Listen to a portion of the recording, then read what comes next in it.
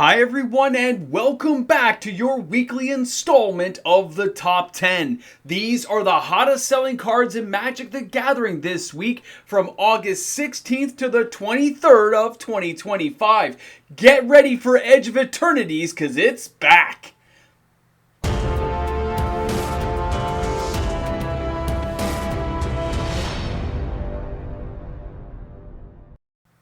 Hey guys, welcome back. I am your host, mtgnews, and thanks again for chilling out with the Moxman for a Saturday installment of the Top 10. A reminder before we start today's video, if you're shopping for any of these amazing cards you see in today's video, use my affiliate link. It's in the description of this video. Now let's go ahead and take a look at the number 10 card. It is the Titanic God Core from Edge of Eternities. Now, this one here has a lot of thoughts that people are having about this particular card. And when we look at this right now and see where the market's at, well, you can understand why. We've got 3,300 sales or $70,000 of total sales action. As this card has dropped in value, it looks like a lot of players are stabbing in and taking a chunk of Edge of Eternities. Now, this card has an average price of $21.26 per copy. And as you can see here, this land enters tapped. It taps for 1 blue. But that station effect could be crazy later on in Commander and in the future of Standard. Being able to add 1 blue for each artifact you control, well, there's a lot going on. Stay at the end of the video. We're going to talk about this one because this amount of sales this close to Spider-Man, it really has me thinking people know something I don't. Now guys, let's not forget that with cards like this from Edge of Eternities, we are seeing a different mentality with this particular set, and the sales are really kind of showing us what's going on for the market. Because our next card at number 9 is the Starwinder. This one I think made it in the first week of my top 10 on release. This one had 3,421 sales, which is $2,189 of sales action. Now, the Starwinder, like I said, I think it was in the first week of my top 10. It really kind of made it in on the pre-order season. It was kind of exciting to see this one on that first week of release. The sales started ramping up. Final Fantasy just held on so long though. But when we look at what's going on, this Leviathan, it says, whenever a creature you control deals combat damage to a player, you can draw that many cards, and this thing has warp. Now, the idea of this in Commander is pretty simple. You'd want to get haste on it, throw this thing out there, and just deal some mega damage, sure. But at the same time, in Standard, there's lots of ways of making cards like this work for you, and even using it for its warp ability, just to use a station effect, could have a lot of fun factor as well. And it's a super cheap card. A lot of players... we're seeing really high sales this week, okay? You're going to see a lot of comeback trails here. And I'll tell you right now, before we get into any more of this video with the Arch Enemy Charm, it is all Edge Eternities this week. Edge Eternities is striking back and the sales are showing it. 3,498 sales, $4,500 of sales action. The Arch Enemy's Charm, I've seen a lot of this inside Standard play already. I've been facing it off in Arena and I've seen it at my local store level. This card is one to keep an eye on for Standard format. As a 3 black casting cost. And there's a lot of charm cards out there, but at instant speed, exile target creature or planeswalker, return one or two target creature and or planeswalker cards from your graveyard to your hand, and put 2 +1/+1 counters on a target creature you control. It gains lifelink until end of turn. There's a lot of options here, depending on what phase you're at in the game.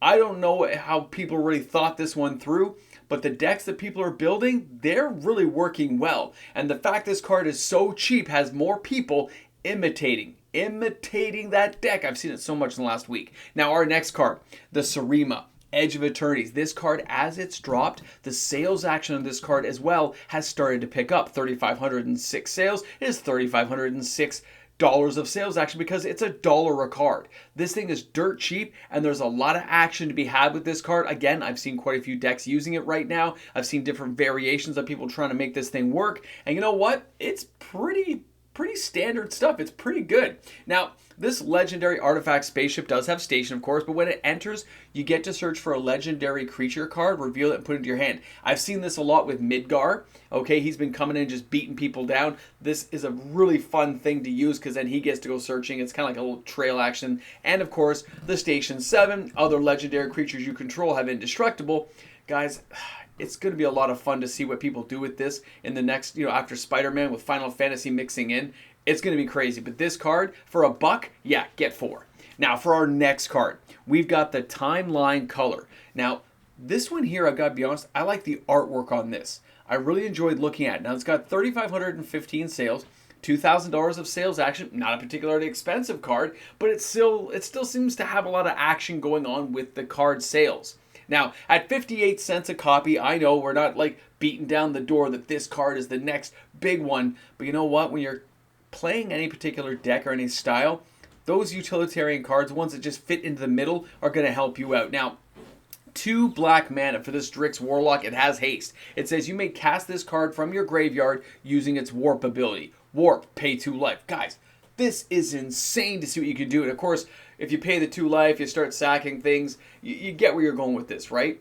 Because this gets kind of crazy with things like Seraph. So keep this one in mind. This one's going nowhere and the sales are kind of big. So let's go ahead, let's take a look at the next card because we're going back to slivers. That's right, it is going to be the Thrumming Hive Pool Edge of Eternities. Average price $3.43. Looks like it's pretty much bottomed out and people are picking up more copies. 3,542 sales, $12,149.06 of total sales action. Of course, all prices today are in US pricing, just keep that in mind. Now when you're looking at the Thrumming Hive Pool, guys, I gotta say that this one, I've been using it a lot, okay? I'm having a lot of fun with it. I haven't really got into Mythic with it inside of Arena, but I have been giving this one a shot in standard play locally. It does fairly well, but I do just get burned out way too many times with red. So I've got to be honest, it's not my most competitive deck, but it is fun to try it out. And there's a few variations you can hit up. I think I've done a couple of arena videos and some of my ending videos you can see, but it's interesting to see how this will play out in the long term for Commander. Commander is going to be like a staple fit-in for this card because of what it does. The double strike and haste, this is a game-ending effect at most points in a Commander game midway through. Now our next one here is the Ice Till Explorer. Yeah, it lost its number 1 position. It takes to the number 4 spot, which means we have a new number 1, but still had 3,594 sales. That's still a really decent amount of money coming in for this particular card. Now, when I looked at this action and I looked at where the sales were going, I was just wrong.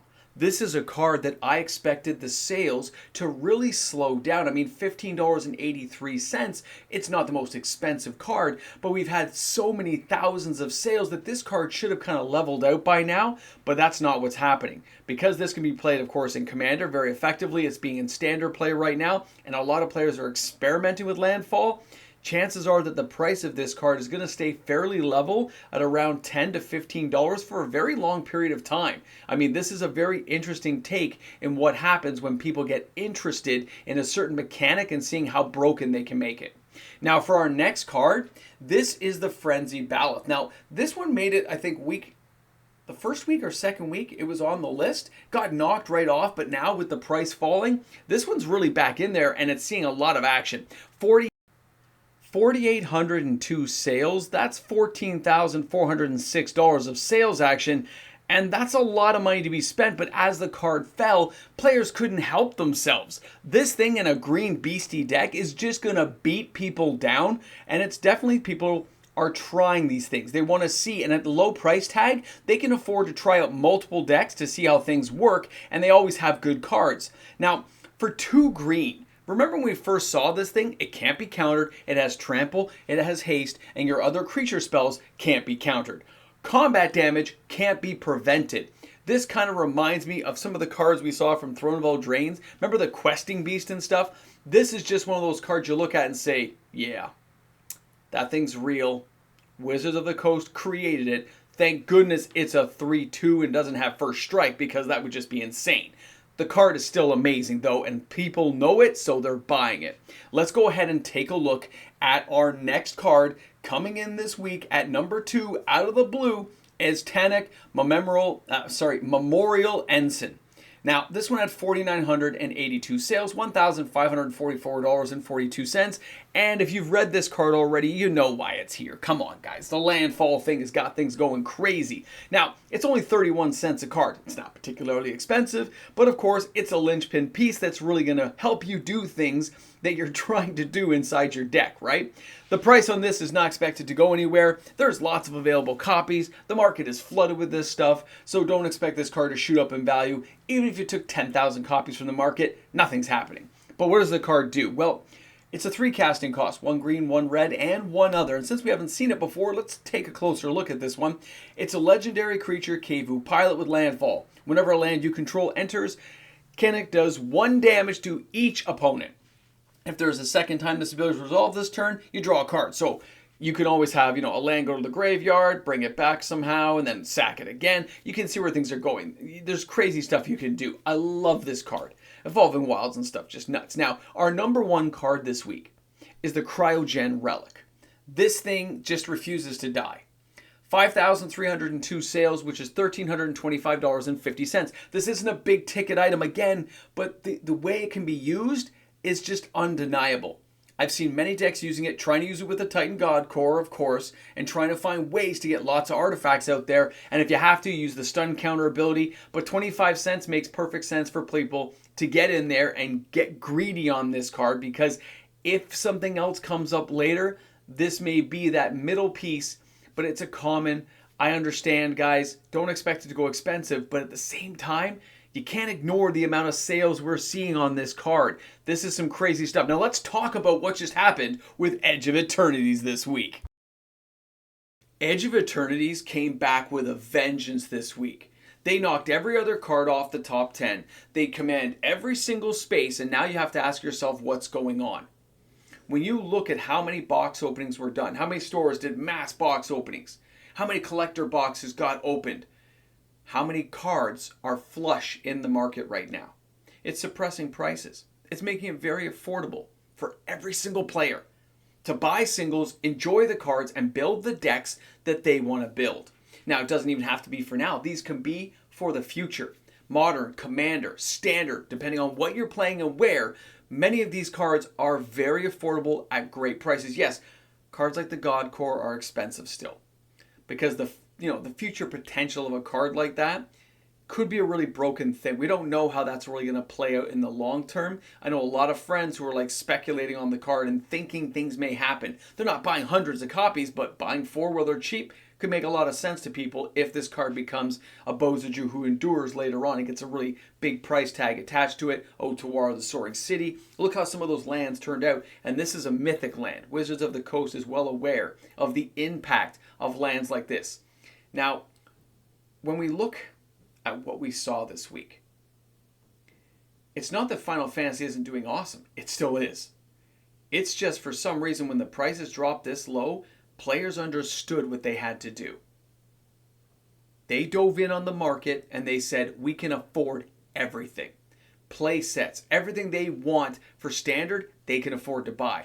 Future Commander cards being bought up because they are ready to build and add to their tribal themes and expand on new deck ideas by just buying a few cards and putting them in a pile for later. Doesn't have to be now, and that's what players are willing to do. This market is crazy to see a total reversal this week of what happened from last week, where we start seeing weird cards like Entis Restoration show up. Now everything's off. And it was off by a long way, by the way. I mean, Entis Restoration, I think, had 180 sales compared to last week where it kind of dove back on. But even Final Fantasy in the 2000s for most of the sales that were considerable doesn't just hold anything to what we just saw for Edge of Eternities. Now, what does this mean going forward? I don't know, but I think players are going to pay attention to this video, pay attention to the sales we just saw, and they're going to expand their positions in many of the cards they thought they couldn't afford. They're going to take a second look and say, wow, these got cheap quick. I can buy what I want. I want to thank you guys for stopping by the channel. Thanks for being here. And guys, don't forget, tomorrow we have the reserve list top 10. My live stream will also be on at 6:30 Eastern Standard Time. I hope you guys can come out and hang out with the Moxman. Have a great day, guys. Way to go, Edge of Eternities. Hey guys, welcome back to the end of the video. For my patrons, for my viewers, for all the wonderful people out there. You might want to hang out till past this part of the video. A few things to say, a few things that I just need to mention about the 30K party. Now, at the same time, let's all remember the patrons, the YouTube membership members of my channel, and the regular viewers. Without those patrons, though, without those YouTube membership members, we could not do daily uploaded content. Things would not happen the way they do right now. So thanks again, guys. All right, welcome back to the Ramble Jamble. Now, this is brewed coffee in here, just, there was a Timmy's earlier, but now it is brewed coffee. We're going to talk about the 30K party briefly. PayPal froze my stuff because I had too many money requests going out. So I think they just froze me up. I'll have to talk to them. I'm on We're 21 hours. 21 hours, so I'm going to go to bed. I'm going to get some sleep. I'll wake up and deal with that, so the party's not over. I still have to contact people until I fulfill everything, or until nobody wants anything. We'll see. Almost everything's sold out, though. Everything's sold out in the first, 30 people. I've emailed a few hundred so far. So we'll keep going, though, until we get through everyone. I'm going to try to answer everyone. It's just polite to do so, and it's rude. People took the time to email me. Sorry, I'm kind of bugging. Edge of Eternities. So that's the 30K party. Now, rambling over to the 30K, over to Edge of Eternities. Edge of Eternities. High sales. Very high considering where we're at. Price dropping, big time. A few cards that are on wish list, though, like Threatening Hive Pool. A lot of local stores are looking for it, but they can't find copies. Of course, being this cheap, a lot of people are just holding on to it. So it's kind of weird, right? But you can get it on TCG Player. Don't forget to use my link. At the same time, a few of the other cards that I thought would be here on the list this week are not here. Like, how come that the green one, the Gaia's Cradle Land, 400 sales? It's really low, right? So I'm going to keep an eye on some of those things just to see if they drop too low that maybe we have to purchase some. But at the same time, just craziness going on in the market. Craziness. Yeah, so thanks a lot, guys. Thanks a lot for the 30K party. Takes a lot out of me, but it's worth it. It is so worth it to have fun and see all kinds of people. It's awesome. Guys, thanks again. Thanks for being there. And we will see you soon. And remember, guys, appreciate you. I don't know. I'm tired. I got to go.